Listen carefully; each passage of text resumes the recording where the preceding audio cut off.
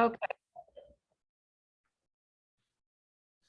Okay. Hi, everybody. Thank you for attending our Friday training. We're really excited today because we have a special guest, John from SNAP NHD, John Wax.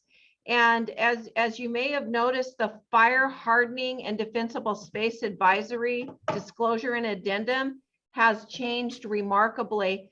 Now it's only required if you're in a high or very high fire zone. You don't have to provide it. If you're not in that zone, your NHD report will let you know if you're in the zone. He will address that further. He'll be in about 5 minutes. So to kick us off, I'm going to go over a couple of new forms today that we have. So the Fair Appraisal Act Addendum will now automatically attach. I'm going to pull it up to your RPA, to your purchase offer. So what this form is it's saying if you, seller or buyer, believe that you have been discriminated against in an appraiser, if you or this buyer or seller believes that has been influenced by any factors in this disclosure, then it's informing you that you can report this information to the lender or mortgage broker that retained the appraiser.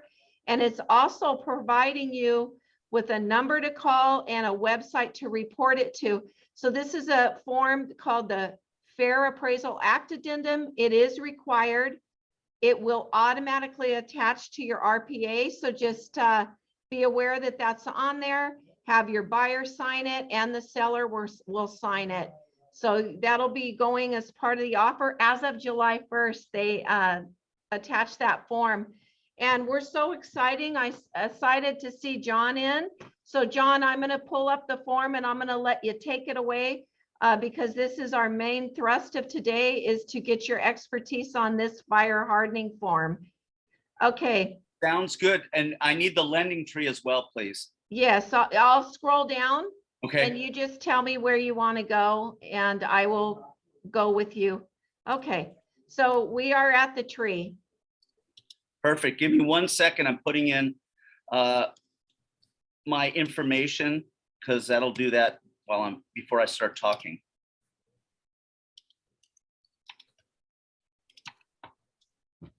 And yes, unfortunately, there's always changes. Changes occur approximately every 6 months. They're changing car forms. This one has been changed the most as far as the NHD industry has gone. Starting back in 2021 and just moving forward, it's kind of a moving target. They're trying to make it better, more understandable for you to use. And that's what that's what they're designed to do. There we go. All right. Put my information in the chat. Okay. Basically, let me go over a little bit. These have been in place since the 1960s, the ordinances for fire clearance. Sometimes they have other names. Some of the names that they've had are, give me a second, fuel management, and also now they just moved forward into the defensible space area. But defensible space has been in place for a long time. They just haven't made it more actionable or more things for you guys to have to do and pay attention to help you with your clients. But remember, this is still for the seller to fill out the form and your guidance. So remember that this is, and based on sellers' awareness of things. So I just want you to know that. All right, so the form itself is still pretty much intact for there's like 3 different changes in it. And we'll go through the changes. I want to talk about the defensible space, the schism tree. This is one of the things that they've added.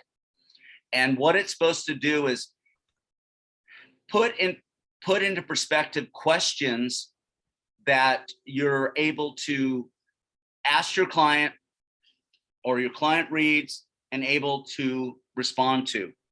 And in the first part of step 1, it talks about it. But here, read at the very top, it says the property contains at least 1 to 4 units. A TDS is required. and it's in a high or very high severity zone based on CAL FIRE data, not state level. I mean, state level, but not county city level. It's still based on state level CAL FIRE data. So those are the three things regarding the defensible space disclosure and what you're going to fill out. Now, in the form, we'll get to it when we go to the form. We'll talk about the home hardening. But right now, this is defensible space. This is the main part that's changed and requires more more attention to detail as far as how you fill it out. But it does have to be dealt with, because out of the 538 combined cities and counties in the state, 482 have some type of local ordinance in place. We're usually defensible space, because you know how you guys get those notices if you have a property that has some wide open spaces and you have a lot of weeds on it. Well, what happens is once you get on their list, because they're not really driving around to find out if there are properties that are in need of clearance. But once you get on that list, every year you're going to get a notice saying, please take care of clearing the weeds and providing defensible space. And if they drive by when they check up on it, they'll fine you and do the clearance themselves and charge you for it at their cost. So it's a good thing to deal with it and get it taken care of. That way you won't have any problems as far as that goes. There's a bunch of other things, but I think I want to get into the form right now. And then I'll talk about what Snap NHD is going to do to help you. Still, Snap NHD is the only car licensed and approved company to be able to include the form, including the decision tree, in our reports. And the decision tree is going to be the first part of our reports when we tell you that it's in a high or very high fire severity zone. That's what we're going to be able to tell you. We don't know what type of property is. You will know what type of property is. You will know if there's a TDS required, but we will let you know. If we tell you, if you don't see the form in the reports, we don't find a state level map that says that it is in a fire zone that may require the use of the form, meaning it's not in a high or very high fire severity zone. So you will still be able to see the NHD statement. We'll mark it there. And then if it's not there and you have the form, it's probably in another area of the report. So just go through the report. There are 6 places in the report that we tell you the property's in a fire zone that may require the use of the form. Okay. All right. So let's just go through the decision tree. Okay. The first part of the decision tree is step 1. Okay. So you're looking at it and you read it. Is the property located in an area where a local county, city, vegetation, what happened? I'm going full screen. Okay, cool. So people can see. Yeah, I'm sorry. Yeah, okay, perfect. No, that's good. That's very good. Okay. Is the property located in an area where a local city or county vegetation managed ordinance requiring defensible space around the property applies? And hereafter the defensible space law. So you have 3 choices here. Okay. You have, if yes, check it is in, and then go to step 2. Now, the only way you're going to know that is have the report. So you're going to have the report, so you're already going to know that. And if no, then check the it's not box and then drop down to the step 4. Okay. So you still have to use it even if it's not in the defensible space ordinance in place. So you're still going to have to use it. Okay. If the seller does not know, see the next column. So if you have the report, you order the report at time of listing, you order it before when you're going on the listing appointment, you will know that data because we're giving it to you. Okay. Then the additional information. How do you find out if the property is in a subject local defensible space? The following sources. And as you can see, contact your NHD disclosure company. But there are other ways. We are doing the work for you, okay? So if they're giving you a cheat sheet as to how you go about finding out if it's in a zone and you have to deal with it, okay? So that's step one. Any questions? It's pretty self-explanatory, but it can get confusing. So if you do have questions, just spout it out, okay? All right, the next one, step two. Okay, so say it is, and we're gonna go to step two. Does seller have a report prepared by an authorized defensible space inspector within the last 6 months? Okay, in most cases, it's gonna be no. But if he does, and he's in anticipation of sale, so we went ahead and get it done, because it could take anywhere from a month to 6 months to get this inspection and compliance documentation, depending on if you use a local authorized provider through your local fire department, or you're going through CAL FIRE. That's how long it takes. But what it tells you there is, in most cases, it's going to be not. But if he does, and the report documents the property is in compliance, effective on the date of sale, okay, so you're going to check the box 3B, and then 3C5, and if applicable, then sign the form, okay? But if he doesn't, if it's in and the report document the property is not in compliance of the compliance status, will no longer be effective as of the date of the sale, then you check the next box. Check 3B3. Then it puts the onus on the parties to negotiate who's going to be responsible. And we'll go on into any questions on that. I mean, it is a little confusing, but in most cases, it's going to be the lower no. If no, the pair go down to 3B1. So you would check that one.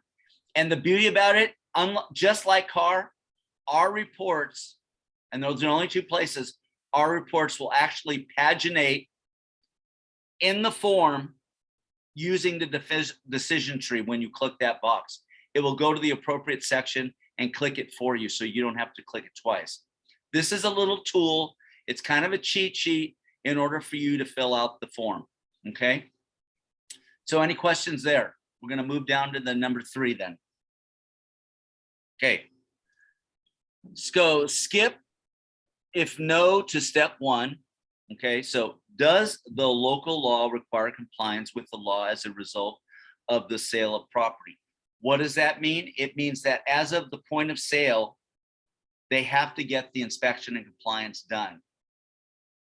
Okay, that's what that means. So then you go to the first one. If no, and by the way, there's only 2 counties in California that are acquiring it by point of sale, and they're both up north. One is Truckee, the other one is Paradise. Not much of a paradise, the whole town burned. So there are no properties in Paradise anymore. But those are the 2 locations that already have it. Others have local maintenances, but there's no point of sale requirement. Okay, the seller does not know if the property is in a compliance with the local law, and the seller will not pay to bring the property into compliance with the local law. Now, in your case, if you have the NHD, the SNAP NHD, you're going to know. You're going to know. Okay, and then sign the form. If no, and the seller knows the property is not in compliance with the local law, and the seller will not pay to bring the property into compliance, that's another option. These are all requiring action, and whether or not the seller is going to take it on himself and not leave it to the buyer to actually be compliant. And then the next one is if no, and the seller does not know if the property is in compliance with the local law, the seller agrees to bring the property into compliance with the local law. Well, you know that's never going to happen. But that's if you have a cooperative seller who really wants to make sure the property gets sold and the buyer is relieved of his obligation. That's just not going to be the case. a lot of times it's going to be if no, and the seller knows the property is not in compliance with the local law, and the seller agrees to bring the property into compliance with the local law. That's not going to happen either. It's both. It's probably going to be number one, where he says that he doesn't know if the property is in compliance with the local law, and the seller will not pay to bring the property into compliance. That's what they're going to go with. But I would go with the one that says that the seller, if no, the seller knows the property's in there and he's not gonna pay for compliance. That would be the number 2 option. Because you know your sellers, they don't want to spend any more money. So that could be one of the choices. Okay. And then on the next side, go down, go up. No, the other way. In the same there. If C3 is checked before buyer agrees and signs the FHDS, buyer is advised to find out how much it will cost to bring the property into compliance with the defensible space law. So that's one of the things that this puts it on the buyer to find out if how much it's going to be, how to go getting it, and I have some great information to tell you guys after we get through the form. Okay, and then the next option, if 3C6 is checked, seller is advised to bring out how much it's going to cost and bring the property into compliance with defensible space laws. So it's either the buyer or the seller who's going to be responsible for going to do that, and who's going to be responsible to do that. But you can get the inspections. It's varying the cost of how much it is for these and how soon you can get them done. But I think we're going to see more and more properties that are in the high and very high fire severity zone when Snap and HD provides the information to you, that you're going to want to be make sure that this is taken care of before the close of escrow. It's not necessary, but they're trying to get you to understand that this is something that should be done. It's not necessary, it's not required, but it's something they want you to be concerned about. Any questions? Okay, let's go to the next part. Thank you, Michelle. Mm-hmm. Okay, so here's the next part. So here's the 3.1.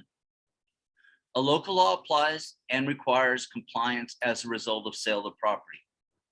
Does the law require seller to obtain documentation of compliance? Okay, so this is putting the onus on the seller that 5 days prior to the close of escrow, he's got to go get his compliance inspection and documentation done of compliance before close of escrow. Okay, so then you go, if yes, check 3BC, 3B3, and C3C4, and complete 3D and 4 if applicable, and then sign the document. I know it's kind of confusing that way, but once you go through here, you'll see after you do it a few times, it's not that bad, and the decision tree is here to help. But I'm here, and I did one with Michelle last week, and I went through it with her, and I said, yeah, this is what you go through, and this is what really pertains. And then she ordered it, and she checked her property and found out she wasn't even in a fire zone that required the use of the form. So if any of the 3 are left out, you don't have to use the form. If there's no TDS required, you don't use the form. If it's a 5 or more parcels or units, not parcels, but units or a commercial property, you don't need to use the form, even though it's in a high or very high fire severity zone. Okay. So where are we? Okay. If no, and seller will not bring the property into compliance before close of escrow. That's another option. Okay. So there's one that he is aware of it and he's going to bring it in. And then the second one is if no, and that's probably going to be the one that he's not going to want to bring it into, compliance. Okay, now under 3C4, if that's checked, seller is advised to find out how much it will cost to bring the property into compliance with defensible space laws. And if you go with 3C2 is checked, before buyer agrees and signs the FHDS, buyer is advised to find out how much it's going to cost to bring the property into compliance with defensible space law. So again, it's giving options for buyers and sellers to agree who's going to be responsible for doing it. Okay, and that's basically what it is. Any questions on the section 3? Okay, let's go to 4. Step 4. Does seller have a report prepared by the authorized defensible space inspection within 6 months prior to the close of escrow? Again, this is something that may come into effect more often, but right now I doubt they're going to have it. And so if that's going to case, then if no, which is going to be the case, and seller will not pay to bring the property into compliance with the state law, and if applicable, complete, then that's the one to go with. Okay, the next one, if no, and seller will agree to bring the property into compliance with the state law, then the seller is going to take action. The next, if yes, and the report documents the property is in compliance with the state law, check paragraphs 3B2 and 3C5, complete 3D, and if applicable, complete 4, then sign the form. And then if yes, and the report documents the property is not in compliance with the state law, check 3B3 and go to step 4.1. So those are your options on there. Let's go to the other side, the right column. If 3C6 is checked, seller is advised to find out how much it will cost to bring the property into compliance with the defensible space law. Or the other option, if 3C1 applies, before buyer agrees to sign FHDS, buyer is advised to find out how much it will cost to bring the property into compliance with defensible space. So again, putting the onus on the parties to make a decision to negotiate how they're going to handle it. Okay. Usually in the cases you're representing the seller, you're going to want to make sure that he doesn't pay any more money, and that whether he knows or does not know, you're going to check that box that applies.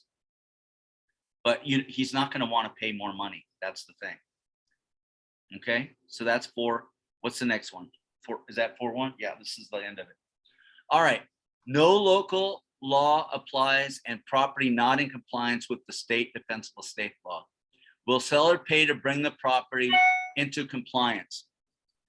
Chances are, if no applies, and if applicable, complete 4, then sign form. So chances are they're not going to want to do it. Now, if yes, and the seller says, okay, I'll do it, I'll be a good guy and I'll do it, then you check 3C6, if applicable, and check and complete 4, and then sign the form. But then here's the last 2 things. If 3C1 applies, before buyer agrees and signs the FHDS, buyer is advised to find out how much it will cost to bring the property into compliance with defensible space. If 3C6 is checked, seller is advised to find out how much it costs to bring the property into compliance with defensible space law. And that's basically that. It's the cheat sheet. We went through the cheat sheet. There's going to be a lot of questions. I'm here for you. I'm a consultant. This is my 28th year in the business. So I'll go through it with you, just like I did with Michelle and any of you that have questions. I've done it with other people from other companies. I want to help you guys. I want to make sure you get it right and make sure that your clients are protected. Okay. Okay. And here's how to find out if seller has obtained documentation of compliance. Buyer will ask the seller to complete copy of a report and certificate of compliance from an authorized defensible space inspector, such as CAL FIRE or the local authorized fire department. Or seller who obtained a report but did not keep a copy can contact authorized inspector who prepared the report and get the certificate of compliance from them.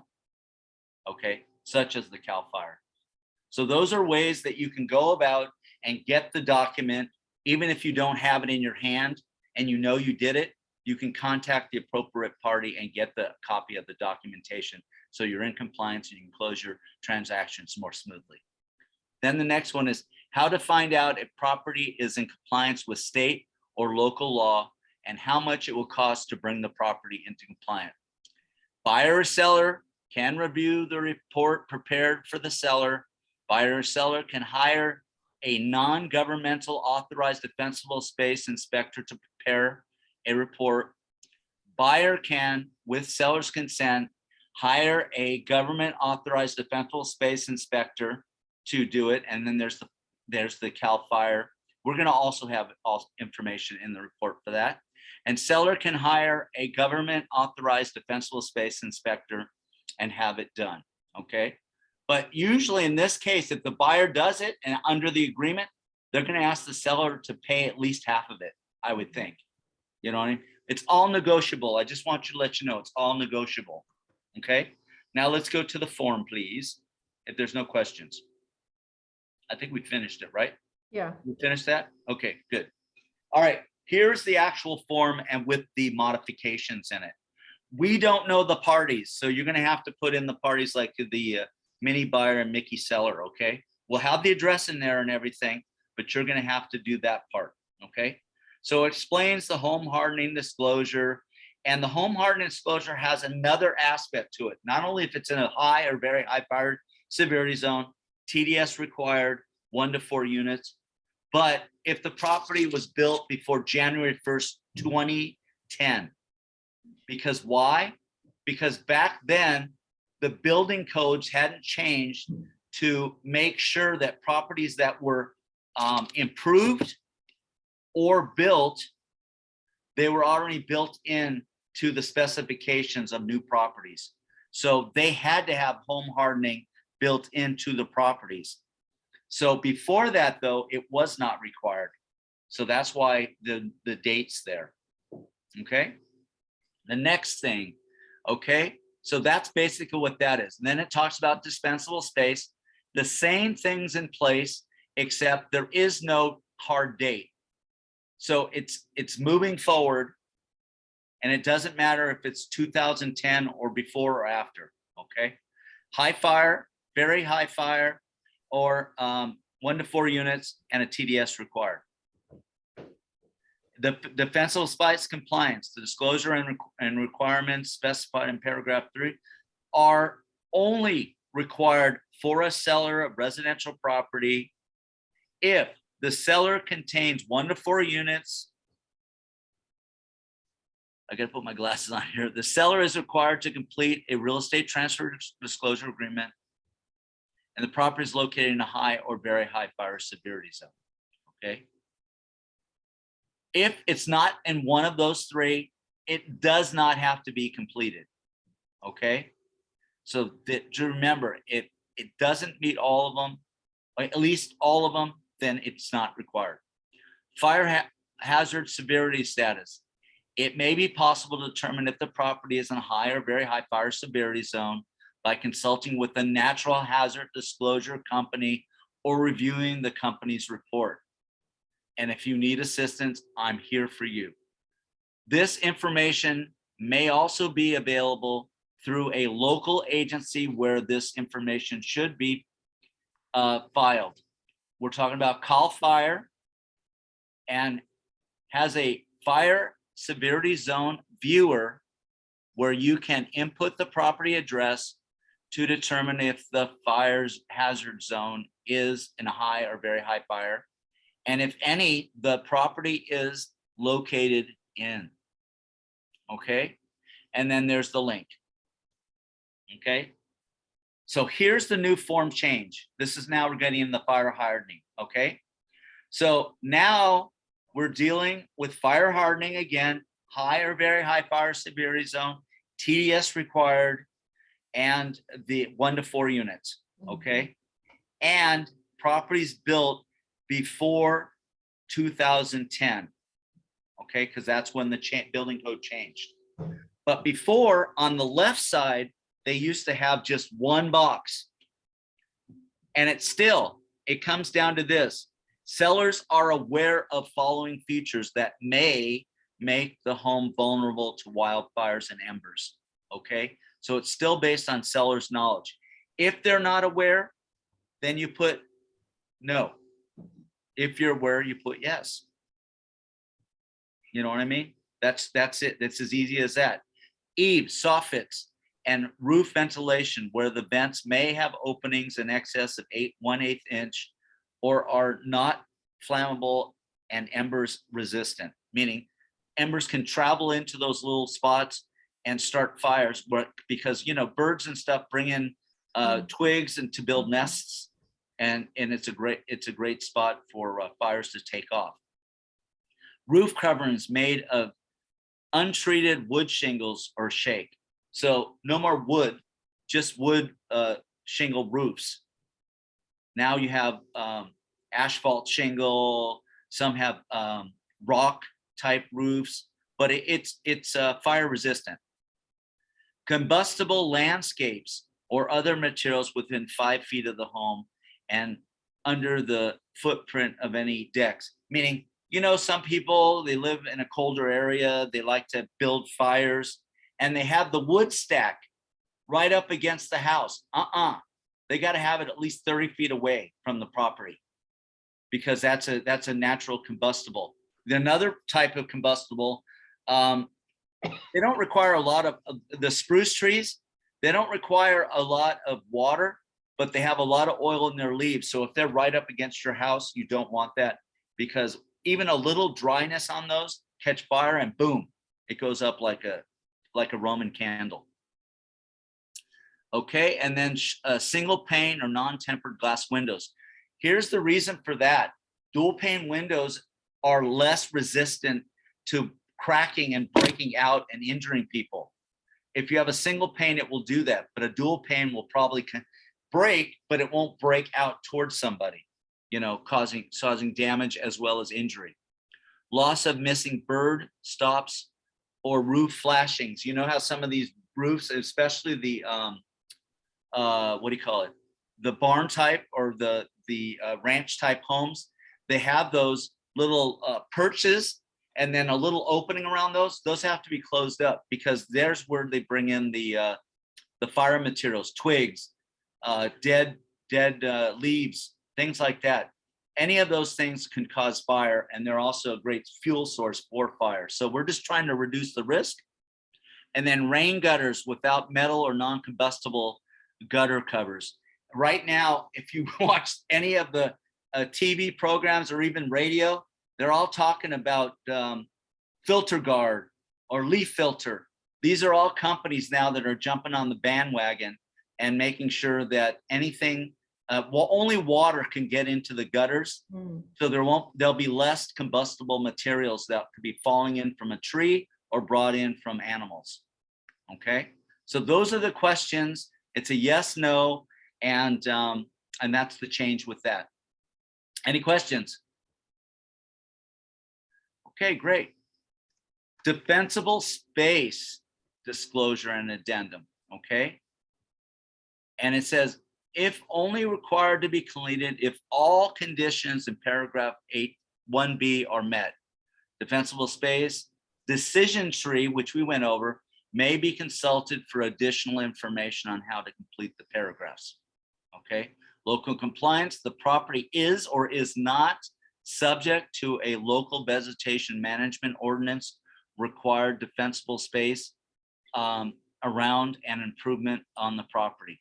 Okay, and I told you already, there are already 482 county, city, local ordinances that do have some form of, besides CAL FIRE, some form of brush management or defensible space. So we already know that. Okay, so that's that. Okay, seller representation of property compliance with the applicable state defensible space requirements or local vegetation management hereafter, state or local defensible space law at the time of seller's signature, which means you've got your options now. Seller is unaware of whether the property is in compliance with the applicable state or local defensible space law. You're not going to know it based on the report. You're going to have to actually know it based on the property itself. Seller does not have a report prepared by an authorized defensible space inspector. So that's going to be one of the options. All right. Okay, next one, number 2, that has been added. That's a brand new one. Property is in compliance with the state or local defensible state law, which is applicable. If only state law applies, seller must have obtained compliance within the last 6 months. Seller shall deliver the report and documentation. Okay, so this is based on seller knowledge, and also seller did go ahead in compliance, be compliant based on his sale of the property. He already went ahead and did it. If he has it, he has up to within 5 days of close of escrow, he has to provide it to all the parties, including escrow. Otherwise, there'll be issues and fines and stuff. Possible, not at this time, but at possible. They have to be in compliance. Okay. Now here is the interesting part. Under this one, it says within 3 days or 5 or longer days after seller's execution of the FHDS form, or the time specified in 3N1 of the agreement, whichever occurs last.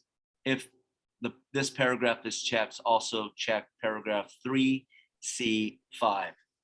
Okay, so if he has it, you can have a time limit now. They're allowing you a time limit as to you negotiate when you're going to be submitting the form to all the parties, your documentation. Okay, then under 3, property is not in compliance with the state, local defensible space law, whichever is applicable. If seller has or agrees to obtain a report prepared by the authorized defensible space inspector, seller shall deliver such report to buyer within the obtain a report prepared by the authorized defensible space inspector. Seller shall deliver report to buyer within 3 or whatever's negotiated, or he just says he's going to do it after seller's execution of the FHDS or the time specified in paragraph 3N1 of the agreement, whichever occurs last. So it's kind of similar. The first one says property is in compliance. The second one is property is not in compliance. Okay. So they both leave it up to the seller to do something. One is the seller's in anticipation of the sale, and he goes ahead and does it already. The other one is it's not in compliance. He knows it, but he now has time to negotiate. I'm going to do it, but I need time, and I'm going to submit it between 3 or whatever time limit you negotiate with, to submit the execution of the form, get all the documentation done. I know there's a lot of verbiage. Wow. It is complicated, but like I said, you got to work with your professionals and we'll help you. Okay, buyer and seller, here we're on C now, right? Okay, here we go. Buyer and seller agreement regarding which party shall obtain compliance with applicable state or local defensible state requirements. Number 1, buyer's responsibility. No local ordinance. Buyer shall obtain documentation of compliance with the state defensible law within 1 year of close of escrow. Okay, that's been there. That's been there. Okay, and that's the one we were going with because no one knew how many local ordinance were in place. And like I said, there are only 2 up north that require point of sale. Okay, so you could still get away with that. Number 2, Buyer's responsibility.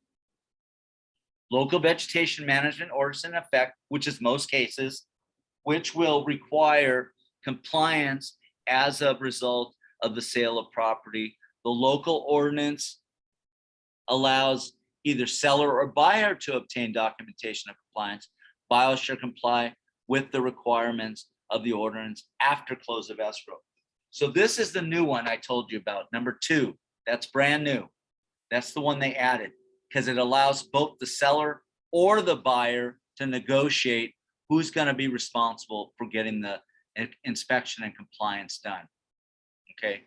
And that's going to be within the requirements after close of escrow. So it's similar to 1 because it allows you to do it after close of escrow. But now, even though you close, buyer may say, you know what, seller, we're going to close escrow, but I still want you to do it. You get the documentation done.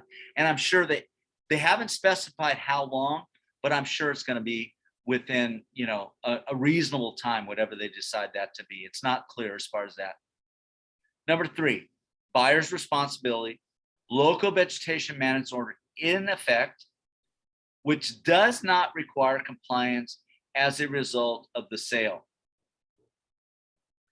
of the property.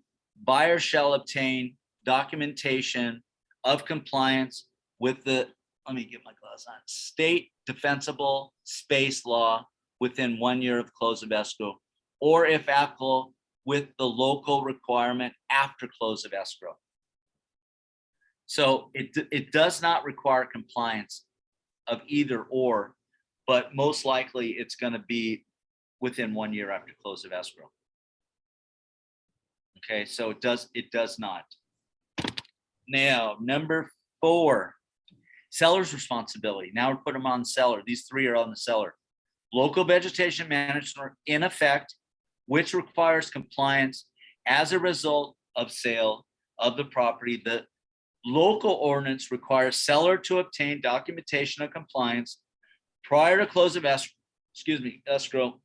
Seller shall obtain documentation of compliance prior to the time for buyer final verification of condition. So basically, this is the one that applies to Truckee, and this one applies to Paradise. That's the one. Then number 5, seller's responsibility, state or local compliance already complete. If only state law applies, seller has obtained documentation of compliance with state defensible space requirements within the last 6 months for either the state or local law. Seller shall deliver documentation of the compliance to the buyer. So this is the one where in anticipation of sale, seller went on his own. He got his compliance document inspection and documentation done, and before the close, within 5 days before close of escrow, he has to submit it to the parties and escrow. But this is only inspections done within 6 months prior to close of escrow. Okay, otherwise he's got to get a new one. And then the last one is seller's responsibility. Agreement to obtain compliance. Seller shall obtain documentation of compliance at, let's see, my glasses here, and deliver to buyer prior to the time for buyer's final verification of condition. So that's the last one, and they just added that one. That is a new one. Okay. They agree, the seller agrees that he's going to do it, and he goes ahead and does it, and he submits it to all parties before close of escrow. Okay. Now, as far as, let's see, what is this other thing? Because local agency from which a copy of the documentation is prepared as applicable may be obtained is, and then you put that information in, which may be contacted at, and that's the party who did it. Okay. So that's what you fill out as far as that part of the form. The requirement to provide documentation of compliance with state defensible space requirements only applies if there is a state or local agency or other government entity or qualified nonprofit entity in the jurisdiction where the property is located that is authorized to inspect the property and provide documentation of compliance. So if Joe Blow knocks on your door and says, hey, I see you're in a fire higher, I know you're in a very high fire severity zone, you have to get the inspection. I want to see your documentation that you are an approved vendor to be able to do this, because not everyone is. We know that the fire departments will be, but Joe Blow off the street that are trying to supplement income may not be. So you got to be very careful on who you select to be able to do this. Okay. Final inspection report disclosure. Seller has obtained a final inspection report addressing compliance with the home, fire hardening or defensible space requirements as described in the Government Civil Code 51-182. Seller has a copy of the report and it is attached. Or seller does not have a copy of the report and buyer may obtain the copy at. And so that information would be put in. And here's what they sign. Seller represents that seller has provided the answers on the paragraphs 2B and 3B of this form based on seller's awareness on the date of seller's signature, seller's acknowledgement, receipt of the fire hardening and defensible space disclosure and addendum, and agrees to the applicable terms in paragraph 3C. Okay. And these were where the parties sign off on this form. Remember, it's based on awareness and it's based on negotiating now. There's two more things that are added and it's based on the negotiation of the items. So you have to be very careful. You have to be more involved with it. And it's more complicated. There are more things that you have to do. Before you could just check, and then check one of the 4 boxes and boom, you were done with it. Now you have to talk to the other side, negotiate who's going to be responsible of getting the inspection and compliance, who's going to make sure that they have a authorized defensible space inspection company, and also to make sure that they are going to be able to be in compliance with all these things. There is so much. Here's the things that Snap NHC is going to do for you. Let me go through our list here. Okay. There are 874 fire departments will be added to the report. Close fire department to parcel will populate in our reports. So you'll know the actual contact. You'll be able to have that. I think it's already been, it'll be done by the end of the month. New FHDS disclosure form is in place and it's in our reports. Local ordinance for all counties and cities in the state will be added to the report. The fire severity on the statement page will be state map only, because the local level, according to CAR, is not the one that you follow. And we're only going by adopted ordinances and adopted information. Some of the companies are going with preliminary stuff, which can change and put you in problems. And then the verbiage just changed, and we went over the verbiage on the AB 38 flyer. Okay, so all that stuff is in there. We want to make sure you guys are protected, and Snap NHC is going to have the most accurate and complete report with information that will assist you in getting what you need done and also completing the form. Okay, and then I will later on bring Larry back. You guys, a lot of you met Larry. I'm going to bring him back. We're going to do a quick overview, and then he's going to go into, I'll see if he has time. I know you guys want sky slope training. So we'll see if we can do that. We'll get him in and have some sky slope training. Thank you, John. You're very welcome. Oh, this has been helpful. Thank you so much. If anybody has any questions while we have John here, if you want to put them in the chat box or ask now. I know when as John said, I called him because I found it very daunting on this form first time out. So you can always reach out to him individually and he'll help you with your form and order those NHD reports at time of listing. that will greatly help you. And we'll Yeah, get them. John is very informational, and I noted that they put forth a very comprehensive the form, which is good, and you Yeah. did a very good job explaining it. So appreciate that very much. You're very welcome, Peter. And I know Ruben's there too. And like I said, I'm your resource. I want to help you guys be successful, get more listings. And like I said, take the reports to your listing appointments, because that shows that you're very interested and you're concerned about helping them move on to their next transaction. Get through this transaction, get the listing, sell it for the highest price in the most convenient timeline. Definitely. Yeah. Okay. Good, good. All right. You guys have a great one. And like I said, you can reach out to me. My information's in the chat. Have a great weekend. Drink lots of water or whatever, because it's going to be scorching hot. And I'll see you on Monday. See you. Right. Thank you, John. Thank you, John. Bye. Thank you. Thank you. Bye-bye. Oh, okay, let's see. Okay, thank you. Thank you all that attended. We always appreciate your participation. And Thank Ruben? you. Thank you, Michelle. Thank you, Yeah. John. Thank you. So right now, we're going to take the opportunity to have an open forum. So if anybody has any questions, suggestions, or comments, now's the time to ask. Is there anything additional you'd like to see in training that we can assist you with? No? Okay, Well, you could always contact me directly. You guys have my number, you know where I'm at, so feel free. Oscar? I'm gonna stop.